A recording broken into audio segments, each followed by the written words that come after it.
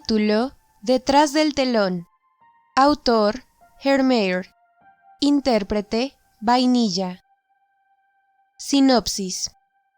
El gran circo La Fantasy llega a París luego de años desde su última actuación, donde ocurrió una tragedia, la muerte de la simpática alambrista Gabrielle.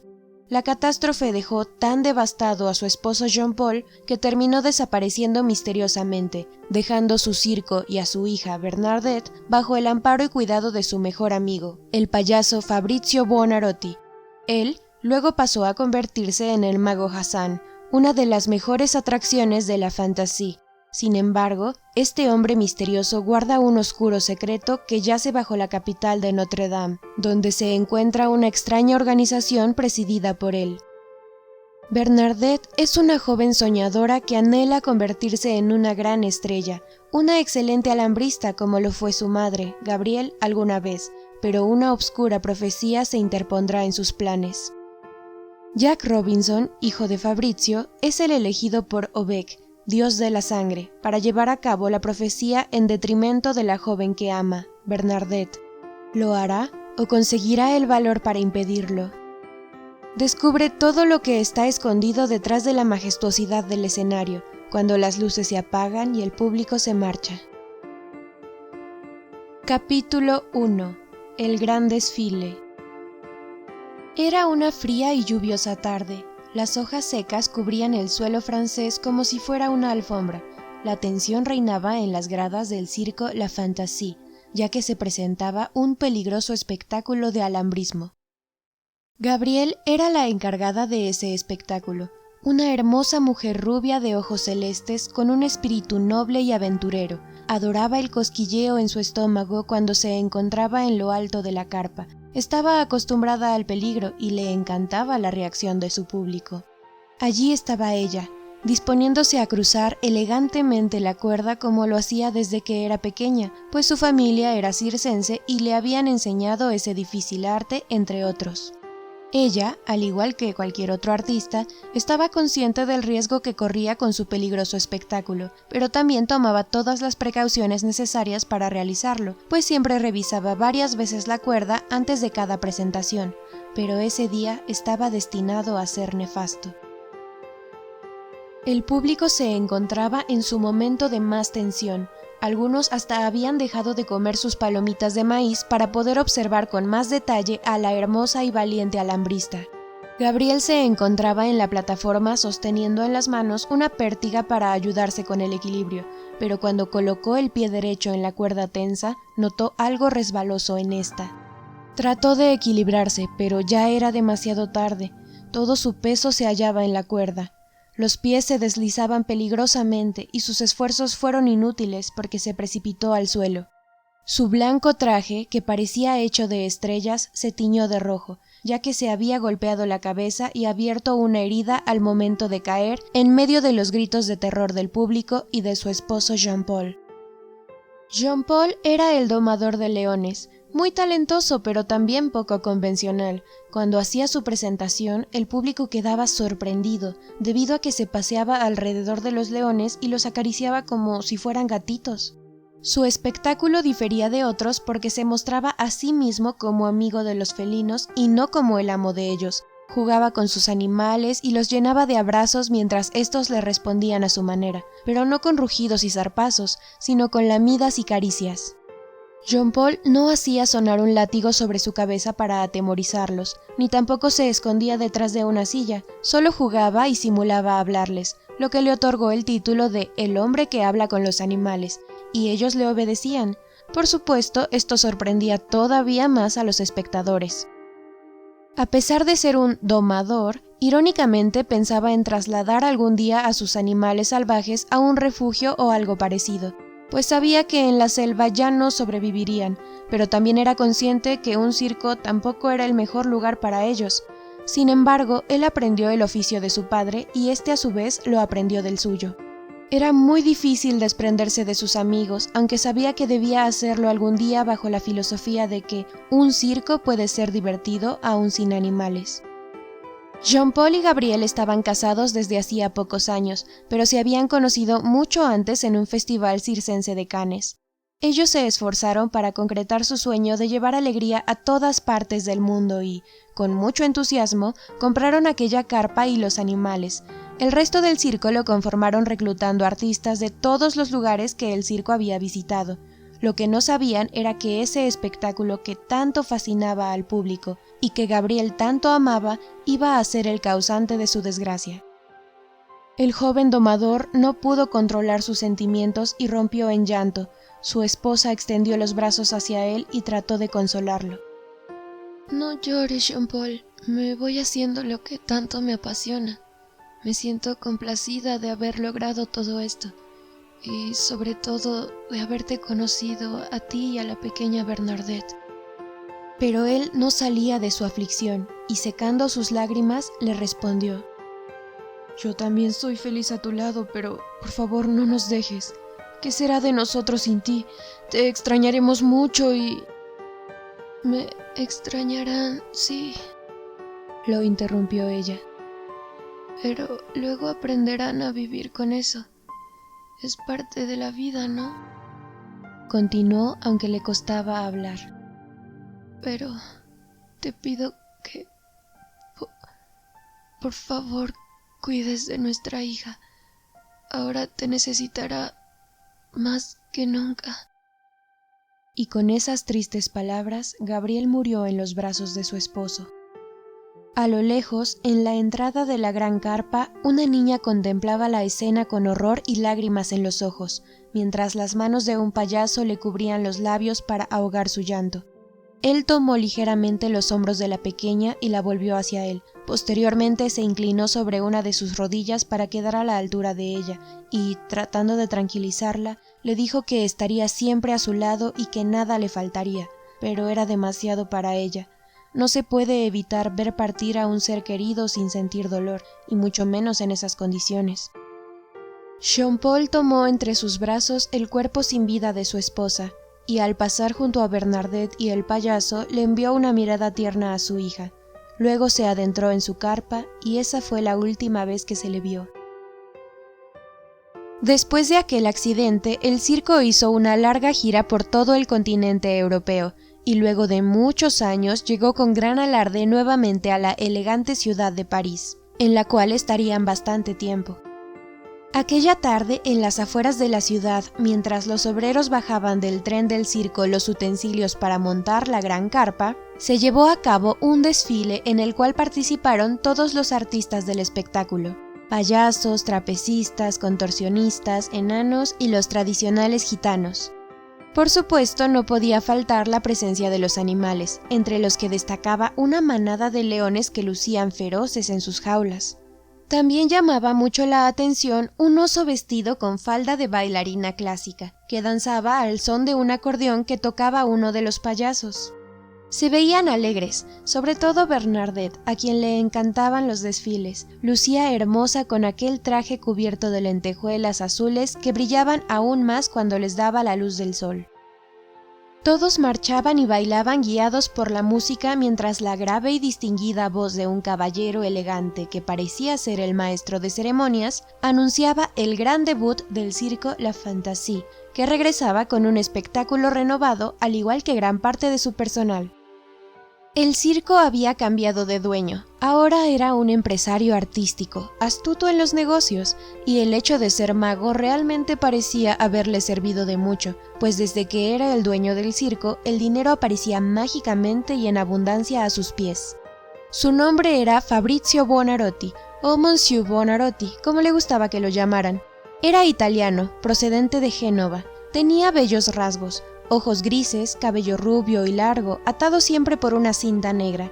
La ropa que Fabrizio solía vestir era elegante y negra como la noche, al igual que su capa, sus guantes de cuero y su sombrero de copa, accesorios que siempre lo acompañaban. Constantemente llevaba un bastón de puño de oro con sus iniciales grabadas y en su pecho colgaba un collar también de oro con un extraño dije, que parecía un triángulo con la letra G en medio.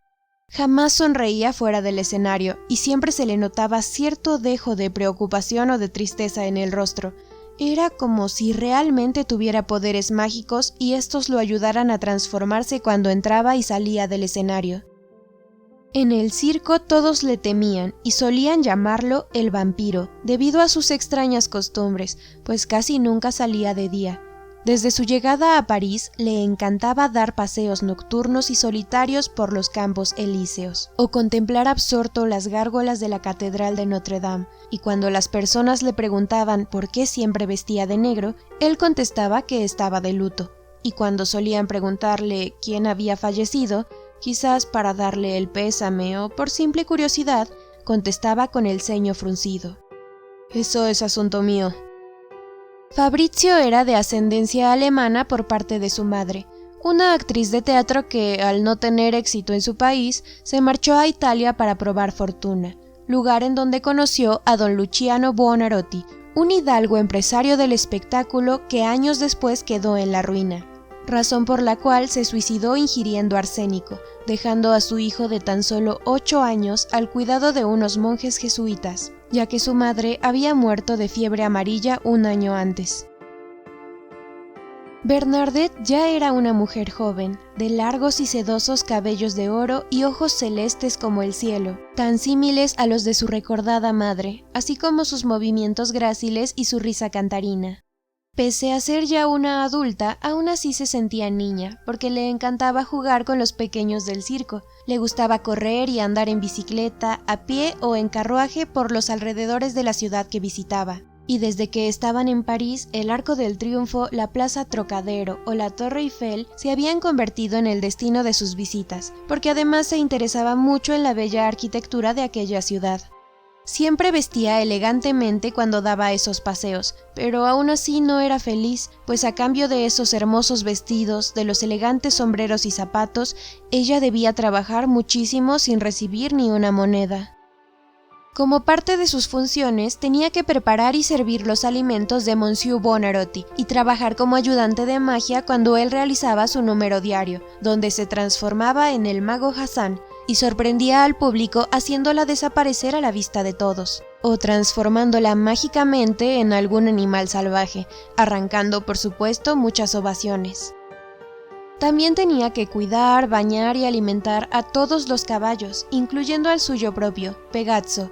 A él lo atendía con más cuidado, puesto que el corcel fue una herencia de su padre, lo cual, según el vampiro, fue lo único que le dejó antes de marcharse de allí sin rumbo fijo, abandonándola y dejándola completamente bajo sus cuidados. Es por esta razón que ella debía trabajar tanto día a día y atenderlo como rey, ya que él se había tomado la molestia de criarla, alimentarla y hasta educarla, cuando esas no eran sus responsabilidades. Pero Pegazzo no era el único aliado de la joven, también tenía a sus amigos los payasos y los gitanos. Los gitanos eran una tribu antigua que en otras generaciones había trabajado en el circo de los abuelos de Gabriel cuando fue a España, y luego, con el pasar de los años y las generaciones, llegaron para quedarse al propio circo de Jean-Paul y Gabriel. El patriarca de la tribu que guiaba a la última generación era Branco, un gitano bonachón, noble y protector de sus semejantes, incluso de aquellos que no eran gitanos, o payos, como a ellos les gustaba llamarlos. Tanta era su dedicación que él y su esposa María adoptaron a un par de niños payos que fueron abandonados cuando el circo estaba en Cannes. Los niños llegaron hasta su carpa, estaban lánguidos y pálidos. El mayor, un niño pecoso y pelirrojo que no pasaría de los 5 años, sostenía a su hermanita, castaña y de ojos vivarachos, de la mano. El niño tenía los ojos llorosos y la voz trémula cuando les suplicó a Branco y a su esposa que les dieran asilo, ya que sus padres los habían abandonado en el circo al no poder mantenerlos. En ese entonces, la tribu había criticado duramente al patriarca y a su esposa por haber amparado a niños payos y franceses. «No son gitanos, son marín», decían para referirse a los impuros, aquellos que carecían de sangre gitana y se consideraban de la misma. Branco, el patriarca, les dejó claro que no había nada de malo en adoptar a esos niños franceses, pues ellos solo eran de otra raza, no de una especie diferente, humanos al fin y al cabo. Eran seres inocentes que habían sido rechazados, y que él gustoso les enseñaría su cultura para que se sintieran orgullosos de ella. En una ceremonia les dio a los niños nombres de gitanos, llamando al niño Renzo y a la niña Luna, en honor al día en que fueron hallados. La tribu desde ese momento no solo aceptó a los chicos, sino que además los amó. Los gitanos eran gente alegre pero supersticiosa. Realmente pensaban que estaban viviendo cerca de un vampiro, por lo tanto nunca paseaban ni permitían que sus hijos lo hicieran sin protección. Es decir, azabaches, cuarzos y una variedad de piedras más, que según ellos los protegerían de la influencia de ese oscuro ser.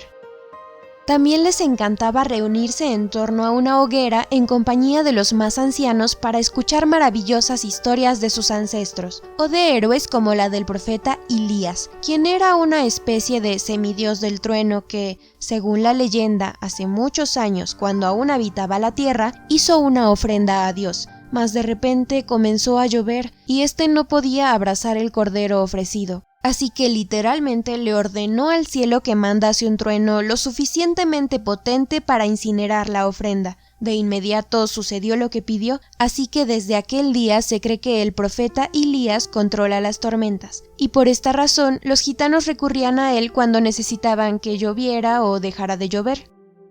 Asimismo, les gustaba oír la leyenda de una de sus ancestros favoritos, la leyenda de Sara Cali, una muchacha de noble cuna que un buen día percibió la llegada de las santas que presenciaron la muerte de Jesús, las cuales navegaban en una balsa en el mar embravecido, así que Sara se introdujo en él usando su amplio vestido como flotador para socorrerlas. De esta manera se convirtió en toda una heroína para su pueblo. Los gitanos también eran los encargados de los números esotéricos del circo. De hecho, Renzo y Luna, además de bailar para la audiencia, también la sorprendía con un número de telepatía. Renzo cubría los ojos de su hermana y buscaba cualquier objeto que el público le ofreciera, mientras ella adivinaba de qué se trataba, acertando, por supuesto, ante la mirada atónita de todos los presentes. De la misma manera, el resto de los gitanos leía el tarot, la palma de la mano, el pensamiento y, además, aseguraban quitar cualquier maleficio a las personas que acudían a ellos, solo que las personas iban allí motivadas por diversión más que por la superstición, a excepción de uno que otro visitante curioso o alguna que otra esposa deseosa de saber por qué su marido se comportaba de manera extraña, esperando así ver con las manos en la masa al marido a través de una asombrosa bola de cristal. A veces, al llegar a sus casas, descubrían que el extraño comportamiento de su compañero se debía a alguna grata sorpresa que quería regalarle, aunque en algunos casos las dudas de las esposas fueron confirmadas. Los payasos, o les mousquetaires, los mosqueteros como los llamaban, eran muy queridos en el circo. Solo eran 4, pero se hacían notar, pues presentaban un excelente show. La gente se reía hasta más no poder con sus chistes y locuras, tanto así que hasta fuera del escenario solían sonreír y hacer disparates para divertir a otros. Eran amigos de todo el personal, especialmente de Bernadette, quien a menudo se la veía conversando con ellos y gozando con sus ocurrencias. Estos muchachos eran además muy versátiles, ya que en las mañanas, cuando no estaban en función, se iban a los alrededores de la Torre Eiffel o los Campos Elíseos a pintar paisajes para luego venderlos. También dibujaban a las personas que paseaban por ahí algunos domingos después de misa. Solían hacer malabares frente a la gran catedral de Notre Dame junto a la simpática Bernadette y algunos de los gitanos, quienes danzaban para todos al ritmo de panderetas solo por diversión. Por supuesto, esto no le gustaba para nada a Monsieur Buonarroti, quien pensaba que las personas no asistirían a su espectáculo luego de haberlo visto sin pagar, así que cuando ellos se enteraban por algún centinela que dejaban a cargo que el vampiro estaba cerca, corrían como una estampida de caballos para luego tratar de convencerlo de que no era cierto lo que le habían informado.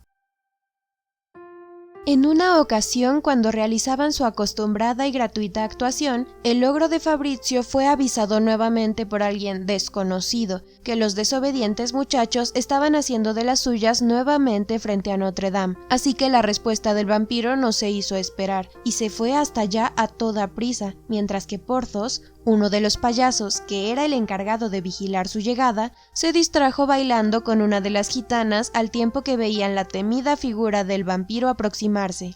Todos trataron de huir, pero esta vez no se divertían, estaban realmente asustados. Corrieron, pero Fabrizio logró atrapar a Bernadette, quien se esforzaba por liberarse sin conseguirlo. Él, sin soltarla, la condujo hasta el carruaje, y ella intentó explicarle todo, pero él se lo impidió diciendo: «No digas nada, hablaremos al llegar». Ella permaneció callada, pero con el ceño fruncido y los puños apretados en señal de impotencia, hasta que la majestuosa carpa de la Fantasy apareció ante ellos. Entonces bajaron del carruaje. Fabrizio se adentró en el circo seguido por Bernadette, y una vez que llegaron a la carpa de él, la chica trató de persuadirlo de sus pensamientos diciéndole que lo que realmente hacían era darles a las personas una pequeña muestra de lo que verían en función. «Es como cuando hicimos el desfile la semana pasada, ¿recuerda?», dijo.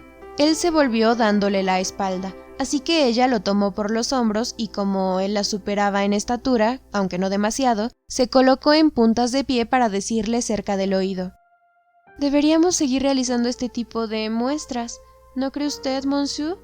Sé que será una propaganda muy efectiva». Fabrizio arqueó una ceja y finalmente asintió con la cabeza, pues la idea le había resultado atractiva, y así se lo hizo saber a la chica, quien agradecida intentó darle un beso en la mejilla que él esquivó. Ella posteriormente salió a darle a sus amigos la grata noticia, aunque les reprochó el haberla dejado sola en Notre Dame, a lo que D'Artagnan, otro de los payasos, que ya se había deshecho de los zapatos gigantes y la nariz roja al igual que sus compañeros, respondió: «No nos dimos cuenta y creímos que habías huido junto a nosotros y que estabas en tu carpa, hasta que te vimos llegar con ese vampiro». Hizo una pausa y bajó la cabeza avergonzado, pero luego continuó: «Realmente nos asustamos por ti, pero no te hizo nada, ¿verdad?». Ella sonrió de forma amistosa, tomó la roja nariz que él tenía en la mano derecha y se la colocó. «No seas tonto, mosquetero», expresó. «Ese vampiro solo me dio un buen regaño, pero debo reconocer que valió la pena, pues ahora nos permitirá seguir divirtiéndonos con la gente, solo que esta vez va a ser sin angustia». Y se marchó luego de darle unas palmaditas amistosas en el hombro al payaso.